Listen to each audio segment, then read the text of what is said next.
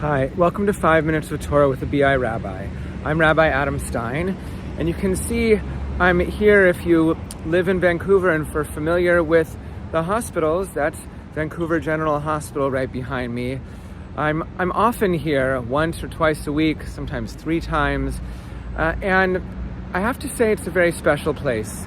I've done a few videos from here, or Children's Hospital across from BI, Beth Israel, over the years.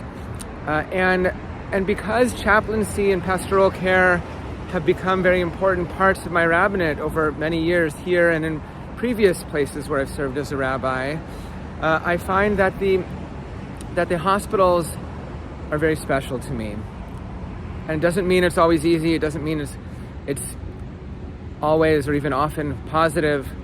But it's a powerful place to connect with people who are doing holy, sacred work, caring for others, and people who are being cared for, people who are in our lives and are going through very, very difficult times themselves with their health, their physical health, their mental health, their emotional well-being, because they are patients or they're the relatives or close friends of patients. And so when I think about this place, this makom in Hebrew, I'm also thinking about this week's parasha, this week's Torah portion, Parshat Vayetzei. In the very beginning of the parasha, we have quite a famous scene. Jacob laying his head down on a pillow, but it's really just a rock that he uses as a pillow. He goes to sleep for the night. He's escaping his family because he had some trauma with his family. He stole his brother's birthright and blessing of the firstborn. His brother's chasing after him. He leaves and he sleeps on that pillow under his head, and he has that famous dream of Jacob's ladder. The angels going up and going down, God standing next to him as another part of it. But what he says in the morning is a very powerful verse, and I even heard Rabbi Infeld say the other day, this is one of his favorite verses. God was in this place, and I did not know. I think there's even a book by that name, by a rabbi in our movement. God was in this place, this makom, and anochi lo yadati. Actually, I was reading a commentary on this. The word place, makom, is used 6 times in that scene.